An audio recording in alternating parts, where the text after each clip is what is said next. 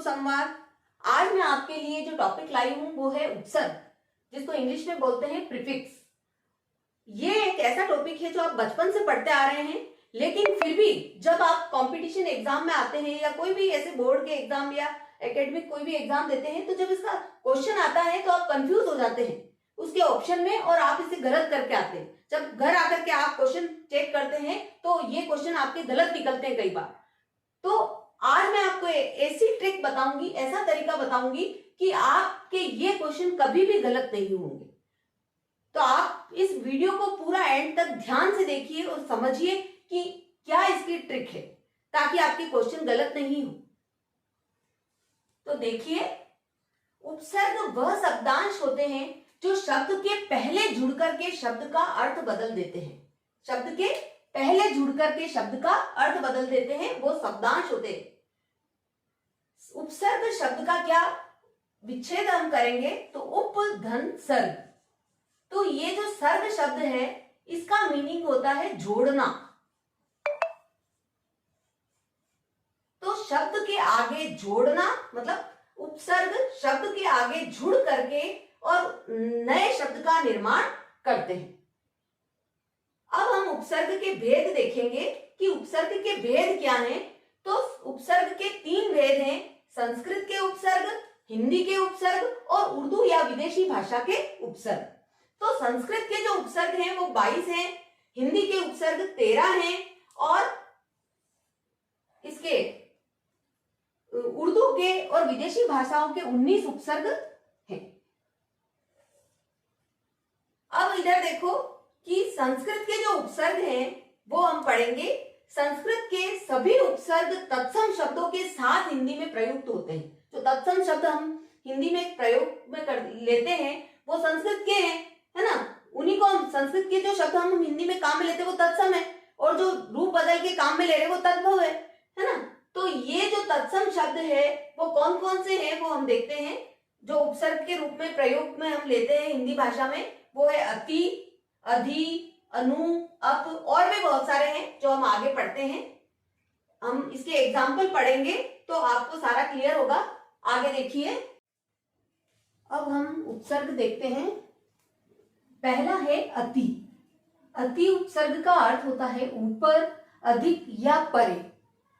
जैसे अति प्रिय शब्द में प्रिय एक शब्द है और अति उपसर्ग है। इधर भी रिक्त, अतिरिक्त शब्द में रिक्त एक शब्द है और अति उसमें उपसर्ग जुड़ा है और शब्द बना है अतिरिक्त। ऐसे ही अधि उपसर्ग का अर्थ होता है अंतर्गत या प्रधान। तो ऐसे ही इससे शब्द बना अधिकार। तो कार्य शब्द है और उसमें अधि उपसर्ग जुड़ा हुआ है। अधिकरण शब्द में अधि उपसर्ग है और करण शब्द है, तो अधि उपसर्ग जुड़ने से अधिकरण बना। ऐसे ही अनु उपसर्ग का अर्थ होता है सादृश्य या पीछे। जैसे अनुगामी, अनुग्रह, अनुयायी, अनुचर। तो अनु उपसर्ग का अर्थ होता है पीछे या सादृश्य। ये इन दोनों शब्दों में अनु उपसर्ग है, ग्रह शब्द है। अनुयायी में याई शब्द है और अनु उपसर्ग है।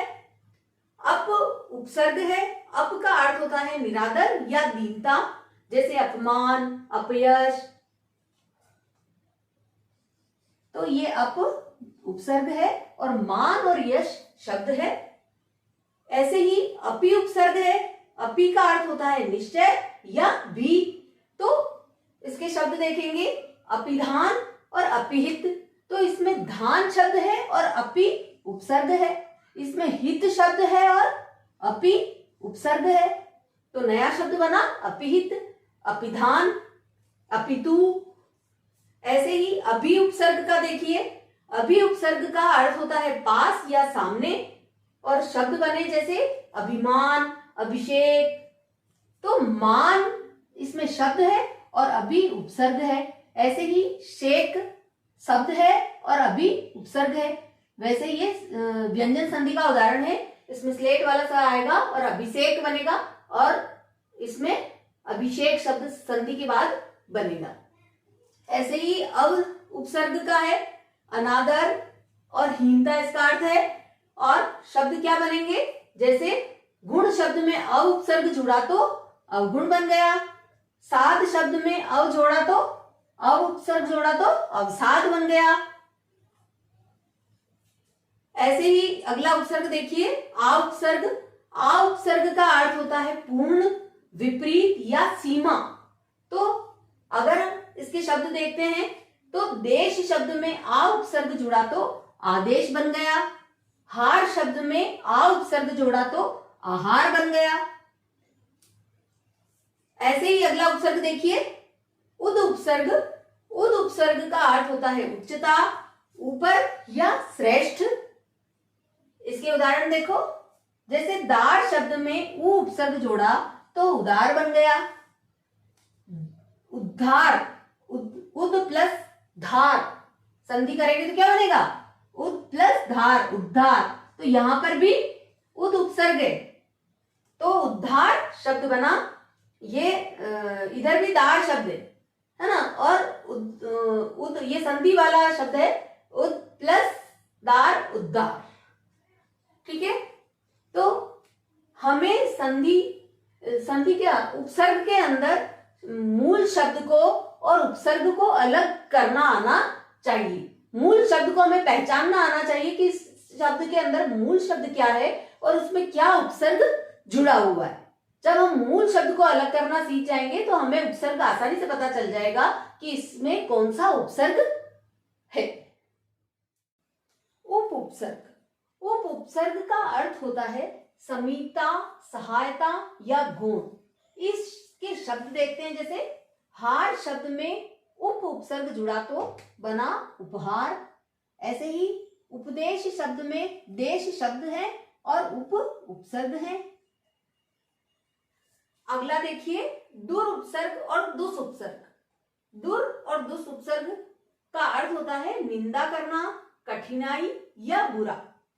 जैसे उदाहरण देखते हैं, गुण शब्द में दुर उपसर्ग जोड़ा तो दुर्गुण बना, साहस शब्द में दुस उपसर्ग जोड़ा तो दुस्साहस बना। ऐसे ही दुर्गुण है, दुष्चरित्र है, दुर्जन है, दुराचार है। इस तरह से दुर और दुस के बहुत सारे उदाहरण हैं। आगे देखिए, नी उपसर्ग। नी उपसर्ग का अर्थ होता है निषेध या अधिकता। जैसे निवारण, निषेध, इसमें नी उपसर्ग है, छेद शब्द, निषेध और निवारण। ऐसे ही निर और निस। निर और निस का अर्थ होता है रहित या बिना या निषेध। तो जैसे इसका उदाहरण लेते हैं, बल शब्द में निर उपसर्ग जोड़ा तो निर्बल बन गया, निस उपसर्ग से निश्चल बन गया, निश्चल भी बनता है, निराकार। आगे देखिए, प्र उपसर्ग। प्र उपसर्ग का अर्थ होता है अधिक, आगे या ऊपर। जैसे हार शब्द में प्र जुड़ा तो प्रहार बन गया, बल शब्द में प्र जुड़ा तो प्रबल बन गया, प्रमाण, प्रबल, प्रहार। ऐसे ही प्रति उपसर्ग का देखिए, प्रति का अर्थ होता है समानता या प्रत्येक। जैसे वर्ष शब्द में प्रति शब्द जुड़ा तो प्रति, वर्ष में प्रति उपसर्ग जुड़ा तो प्रतिवर्ष बन गया, और वाद शब्द में प्रति उपसर्ग जुड़ा तो प्रतिवाद बन गया।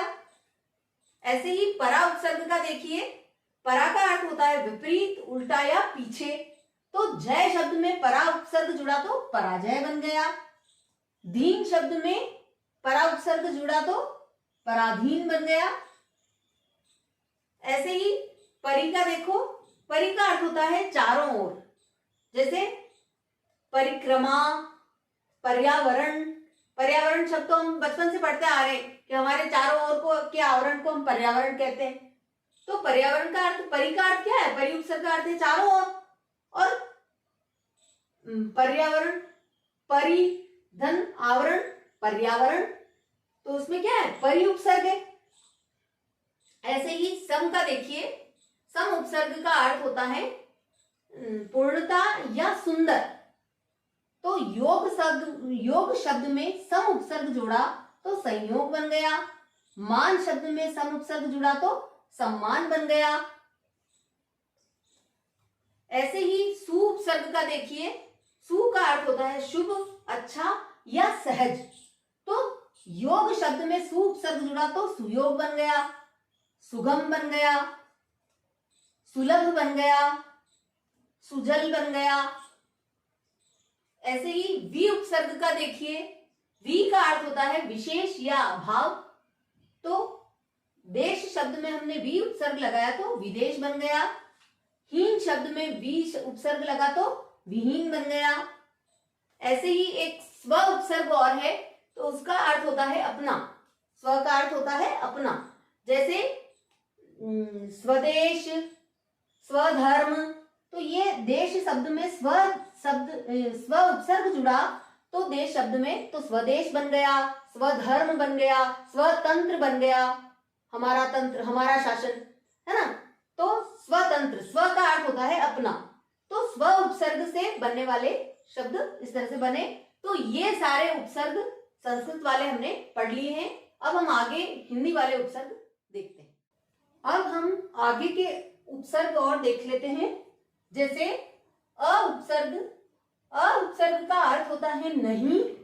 शब्द है जैसे काज, शब्द के अंदर अ उपसर्ग जोड़ा तो बन गया अकाज। चेत, शब्द के अंदर अ उपसर्ग जोड़ा तो अचेत।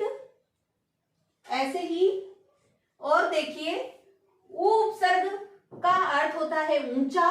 जैसे तारना, शब्द के अंदर उ उपसर्ग जोड़ा तो उतारना। छालना, शब्द में उ उपसर्ग जोड़ा तो उछालना। ऐसे ही ओ उपसर्ग है, ओ का अर्थ होता है बुरा या नीचे। जैसे गुण, शब्द के अंदर ओ उपसर्ग जोड़ा तो ओगुण, या अ उपसर्ग जोड़ेंगे तो अवगुण। ऐसे ही सर, शब्द के अंदर ओ उपसर्ग जोड़ा तो ओसर बन गया। अन उपसर्ग का अर्थ होता है बिना। जैसे पढ़, धातु के अंदर अन उपसर्ग जोड़ा तो अनपढ़ बन गया। देखा, शब्द में अन उपसर्ग जोड़ा तो अनदेखा बन गया। अध उपसर्ग का अर्थ होता है आधा। जैसे मरा, शब्द के अंदर अध उपसर्ग जोड़ा तो अधमरा। पका, शब्द में अध उपसर्ग जोड़ा तो अधपका, यानी आधा, है ना, आधा पका हुआ। अधमरा यानी बिल्कुल घायल, जो आधा मरने की स्थिति में होता है ना। ऐसे ही अधा, तो नीचे इसका अर्थ होता है। जैसे गति, शब्द के अंदर अधो जोड़ा तो अधोगति बना। मुख में अधो जोड़ा तो अधोमुख बना। आगे देखिए, उन उपसर्ग, इसका अर्थ होता है एक कम। जैसे 59, 49, 69, 79, है ना, जो एक कम। जैसे 80 से एक कम 79, 70 से एक कम 69। तो उन उपसर्ग जोड़ने से एक कम बनता है। फिर क और कु उपसर्ग का मतलब होता है बुरा और कठिन। जैसे पूत, शब्द में क जोड़ा तो कपूत। चाल में कु जोड़ा तो कुचाल, कुकर्म, कुचाल। नी उपसर्ग आगे देखिए, तो नी का अर्थ होता है विपरीत। जैसे डर, शब्द में नी उपसर्ग जोड़ा तो निडर बन गया। शान में नी जोड़ा तो निशान बन गया। ऐसे ही स और सु, तो स शब्द, स उपसर्ग और सु उपसर्ग का अर्थ होता है अच्छा। जैसे पूत, शब्द में स उपसर्ग जोड़ा तो सपूत बन गया। जीव, शब्द में स जोड़ा तो सजीव बन गया। पुत्र, शब्द में सु उपसर्ग जोड़ा तो सुपुत्र बन गया, सुपुत्र बन गया, सुफल बन गया। तो इसी प्रकार से जो मूल शब्द है उसको उपसर्ग पहचानना आना चाहिए आपको कि मूल शब्द क्या है, उसको अलग करके देखें और उपसर्ग क्या है उसको अलग करके देखिए, क्योंकि एग्जाम में एग्जामिनर यही इसी प्रकार से क्वेश्चन पूछेगा। या तो वो 4 ऑप्शन देगा और एक ऑप्शन अलग कर देगा और आपको उसमें पहचानना होगा, या फिर वो उसमें उपसर्ग पूछेगा, या फिर वो इस तरह के एक जैसे दिखने वाले शब्द देगा और फिर बोलेगा कि इसमें उपसर्ग है या नहीं है। अब हम आगे और जो बचे हुए उपसर्ग है वो देखते हैं। भर, भर उपसर्ग का अर्थ होता है भरा हुआ या पूरा। जैसे शब्द देखिए, जैसे पूर्ण, पूर्ण शब्द है और भर उपसर्ग जुड़ा तो क्या बन गया, भरपूर। वैसे ही मार शब्द है और भर उपसर्ग जुड़ा तो भरमार बन गया, भरसक बन गया। इसी तरह से चो उपसर्ग देखिए, चो उपसर्ग का अर्थ होता है चार। जैसे चौराहा, चौमासा। ये देखिए राह शब्द में चो शब्द उपसर्ग जोड़ा तो चौराहा बन गया। मास शब्द में चो उपसर्ग जोड़ा तो चौमासा बन गया।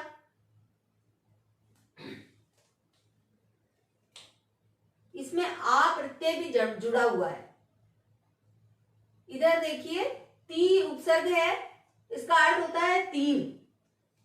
ती का अर्थ होता है तीन। तो रंगा, रंग शब्द में ती उपसर्ग जुड़ा तो तिरंगा बन गया। और पीछे प्रत्यय भी जुड़ा हुआ है, आ प्रत्यय, तो तिरंगा। तिपाही। ऐसे ही दू उपसर्ग देखिए, दू उपसर्ग का अर्थ होता है दो। ये देखो इन तीनों का सिंपल सा अर्थ है, देखते से ही पता चल रहा है। जो कॉमन हमारे काम में आते हैं तो इनको तो रटने की आवश्यकता ही नहीं है। जैसे भर का तो हम पढ़ते हैं तो पता चलता है भरा हुआ या पूरा। चो का 4, ती का 3, दू का 2। तो ये ऐसे उपसर्ग है जो रेगुलर रूटीन में काम में आते हैं और ये शब्द हम अधिकतर बोलने में यूज में लेते हैं। तो इसलिए ऐसे शब्दों को और ऐसे उपसर्ग के अर्थ हमें वैसे ही याद रहते हैं। जो कठिन उपसर्ग है, जो कम काम में आते हैं, तो उनके अर्थ को आप याद कर लीजिए और शब्द बनाने में कोई भी दिक्कत नहीं होगी। और एग्जाम के अंदर जब ऑप्शन दिए हो तो आप उनके शब्द को और उपसर्ग को अलग करके देखिए, तो पता चलेगा कि उसका मूल धातु क्या हो रहा है, शब्द क्या हो रहा है और उपसर्ग क्या हो रहा है। तो उसी से हम अलग आंसर को छांट सकते हैं। आगे देखिए, दू का 2 अर्थ होता है दुरंगा, दुमुहा। पर उपसर्ग का अर्थ होता है दूसरा, जैसे परहित, परकाज। ऐसे ही बिन उपसर्ग का अर्थ होता है निषेध या अभाव। जैसे बिन देखा, बिन ब्याहा। ये बिन उपसर्ग देखा शब्द में लगा तो बिन देखा हो गया। ये सारे उपसर्ग हैं। इधर देख, ये अगला उपसर्ग देखिए, चिर का अर्थ होता है सदैव। जैसे चिरकाल तक, चिरंजीवी भव। आशीर्वाद देते ना, चिरंजीवी भव, तो उसमें चिर उपसर्ग लगा हुआ है। जीवी शब्द में चिर उपसर्ग जुड़ा तो चिरजीवी बना। काल शब्द में चिर जुड़ा तो चिरकाल बन गया। ऐसे ही बहु उपसर्ग को देखो, बहु का मतलब होता है ज्यादा। जैसे बहुमूल्य, बहुमत। ये देखिए मूल्य शब्द है और बहु उपसर्ग है। ऐसे ही सह उपसर्ग का होता है सह यानी साथ। जैसे सहचर यानी साथ में काम करने वाला। योग के साथ में सह जुड़ा तो सहयोग यानी मदद। तो योग शब्द है और सह उपसर्ग है। ऐसे ही स्व, स्व का अर्थ होता है अपना। जैसे स्वदेश, देश शब्द में स्व जुड़ा तो स्वदेश यानी अपना देश। राज शब्द में स्व जुड़ा तो स्वराज यानी अपना राज। तो स्व का अर्थ हुआ अपना। ये जो उपसर्ग हैं, जो ये आए हैं, ये तो हम अधिकतर काम में लेते हैं, तो इसीलिए इनके अर्थ हमें, ये कॉमन है इसलिए हमें पता होते हैं। जो ऐसे उपसर्ग हैं जो कम काम में आते हैं और उनके अर्थ वो थोड़े से हमारे पढ़े हुए नहीं होते तो हमें वो कठिन लगते हैं, तो ऐसे उपसर्ग को के अर्थ को हमें देख लेना चाहिए और ज्यादा से ज्यादा इन शब्दों को हम करेंगे। बहुत सारे शब्द बनते हैं इन उपसर्ग से।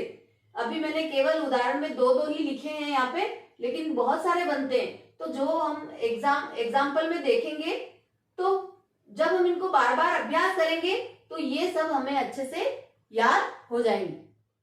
आगे का उपसर्ग देखते हैं। जैसे अल उपसर्ग है, उसका अर्थ होता है निश्चित। विदा शब्द में अल उपसर्ग जोड़ा तो बन गया अलविदा। बेला शब्द में अल उपसर्ग जोड़ा तो अलबेला। इसी प्रकार ना उपसर्ग है, उसका अर्थ होता है रहित। जैसे लायक शब्द में ना उपसर्ग जोड़ा तो नालायक। ऐसे ही पाक शब्द में ना उपसर्ग जोड़ा तो नापाक।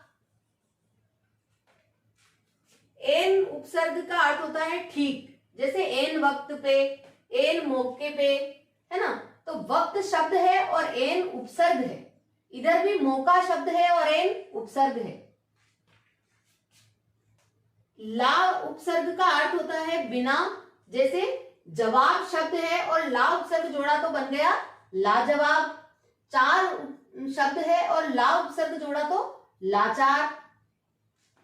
ऐसे ही बद उपसर्ग के अंदर बद उपसर्ग का अर्थ होता है रहित या बुरा। जैसे बदनाम, बदतमीज शब्द है। तो नाम तो क्या है, इसमें शब्द है, और बद मतलब बुरा, उपसर्ग जोड़ा बुरा नाम, बदनाम यानी बुरा नाम। बदतमीज, जिसमें तमीज नहीं होती है वो बदतमीज। तो बद उपसर्ग जोड़ा तमीज शब्द में तो वो बन गया बदतमीज। बा उपसर्ग, बा का अर्थ होता है अनुसार या साथ में। जैसे बाअदब, ऐसे वर्ड सुने होंगे ना, कई बार फिल्मों में, मूवियों में बताते हैं बाअदब, बा मुलायजा, होशियार, है ना। जैसे कोर्ट का सीन दिखाते हैं मूवी के अंदर, तो मैं बाइज्जत बरी करता हूं, जज बोलता है ना बाइज्जत बरी करता हूं। तो ये बा इज्जत वर्ड जो है उसके अंदर बा क्या है, उपसर्ग है, और इज्जत वर्ड शब्द है। इधर भी बा अदब में अदब शब्द है और बा उपसर्ग जुड़ा हुआ है। ये उर्दू के विदेशी उपसर्ग। अब अगला उपसर्ग देखते हैं। अगला उपसर्ग है दर। दर का अर्थ होता है में। जैसे असल शब्द में दर उपसर्ग जोड़ा तो बना दरअसल। कार शब्द में दर उपसर्ग जोड़ा तो बना दरकार। ऐसे ही हर उपसर्ग का अर्थ होता है प्रत्येक। जैसे घड़ी शब्द में हर उपसर्ग जोड़ा तो बना हर घड़ी, हर रोज, हर समय, हर बार, हर तरह से, है ना, हर तरह। ब उपसर्ग जोड़ने से, ब उपसर्ग का अर्थ होता है साथ और पर। दस्तूर शब्द में ब उपसर्ग जोड़ा तो बना बदस्तूर। इसमें दस्तूर एक शब्द है और ब उपसर्ग है। इसमें भी बशर्ते, कई बार ऐसा सेंटेंस बोलते ना कि मैं आपका साथ दूंगा बशर्ते आप ये कार्य करें। तो बशर्त यानी साथ में मैं आपका साथ तो दूंगा पर आप ये कार्य करें, तो बशर्त। ऐसे ही सर उपसर्ग है, उसका अर्थ होता है मुख्य या प्रधान। जैसे कार शब्द में सर उपसर्ग जोड़ा तो बना सरकार। दार शब्द में सर उपसर्ग जोड़ा तो सरदार। नेक उपसर्ग का अर्थ होता है भला। जैसे नेक दिल, दिल शब्द है और नेक उपसर्ग है। नेक नियत, नियत शब्द है और नेक उपसर्ग है। ऐसे ही हेड, हेड का अर्थ होता है प्रमुख। जैसे head master, head boy, head girl. तो ये हेड शब्द तो है अंग्रेजी उपसर्ग है ये, है ना, और शब्द के साथ में जुड़ के ये नया शब्द बना रहा है। ऐसे ही गैर शब्द है, गैर उपसर्ग है, इसका अर्थ होता है रहित या भिन्न। तो गैर उपसर्ग जुड़ने से जो शब्द बने, जैसे गैर हाजिर, गैर कानूनी, गैर जिम्मेदाराना। ऐसे ही खुश उपसर्ग का अर्थ होता है अच्छा। खुश मिजाज, खुश उपसर्ग है और मिजाज शब्द है। खुश खबरी में खुश उपसर्ग है और खबरी शब्द है। ऐसे ही कम, कम उपसर्ग का अर्थ होता है थोड़ा। जैसे जोर शब्द है और कमजोर, कम उपसर्ग जोड़ा तो कमजोर बन गया। सिन शब्द है और कम जोड़ा तो कम सिन बन गया। कमबख्त बन गया, कम अकल बन गया। ऐसे ही हम उपसर्ग का अर्थ होता है साथ में, साथ। तो दम शब्द में हम उपसर्ग जोड़ा तो हमदम बन गया, सफर में हम जोड़ा तो हम सफर बन गया, हमराही बन गया। ऐसे ही बे उपसर्ग का अर्थ होता है अभाव। तो चारा शब्द में बे उपसर्ग जोड़ा तो बेचारा बन गया, बेहद बन गया, हद में बे जोड़ा तो बेहद बन गया। ऐसे ही हाफ, हाफ का अर्थ होता है आधा, जैसे half pant, half ticket, half shirt. तो हाफ उपसर्ग है, अंग्रेजी उपसर्ग है ये भी। ऐसे ही अंग्रेजी उपसर्ग और बहुत सारे हैं, जैसे जनरल हुआ, सब हुआ, वाइस हुआ, डिप्टी हुआ, चीफ हुआ। इनके शब्द बनाएंगे तो क्या बनेंगे, जैसे chief secretary, vice principal, sub division, और जनरल सेक्रेटरी, और deputy commissioner, vice principal, vice secretary, है ना, वाइस सेक्रेटरी। इस तरह से अंग्रेजी के उपसर्ग जो किसी शब्द के आगे जुड़ करके उसका अर्थ बदल देते हैं। वाइस प्रिंसिपल नाम हम स्कूल में कई बार सुनते हैं, है ना। तो ये अंग्रेजी के उपसर्ग हैं। Head master, head mistress, head boy, head girl. तो इस तरह के शब्द हम कई बार सुनते हैं, लेकिन हमें ये पता ही नहीं चल पाता है कि ये उपसर्ग शब्द से इस शब्द का निर्माण हुआ है, उपसर्ग जुड़ने से इस शब्द का निर्माण हुआ है। उपसर्ग हमने पहले ही परिभाषा में ये पढ़ा है कि उपसर्ग ऐसे शब्द होते हैं जो किसी शब्दांश के आगे जुड़ करके नए शब्द का निर्माण करते हैं। इनका स्वतंत्र कोई अस्तित्व नहीं होता है, लेकिन ये उसके साथ जुड़ करके नए अर्थ का निर्माण करते हैं और इनकी बहुत बड़ी भूमिका रहती है।